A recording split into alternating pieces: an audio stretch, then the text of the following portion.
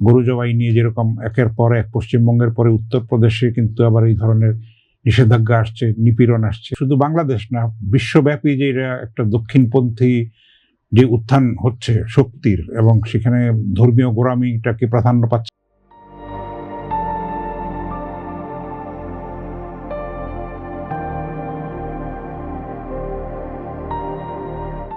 আমরা পার্শ্ববর্তী দেশ ভারতে আমরা দেখছি যে এখন ঈদুল আজহা আমাদের আসন্ন, সেখানেও কিন্তু গরু জবাই নিয়ে যেরকম একের পর এক পশ্চিমবঙ্গের পরে উত্তরপ্রদেশে কিন্তু আবার এই ধরনের নিষেধাজ্ঞা আসছে, নিপীড়ন আসছে, তারপরে মুসলমান নিপীড়ন আমরা দেখতে পাচ্ছি, সেগুলিও দুঃখজনক। আমাদের বাংলাদেশের সীমান্তে রক্ত ঝরছে।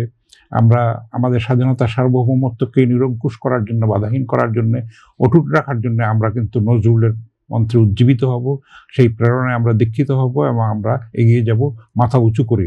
শির দেগা নিহি দেগা আমামা, বলবীর চির উন্নত মম শির, নত শির ওই শিখর হিমাদ্রি, তাই না?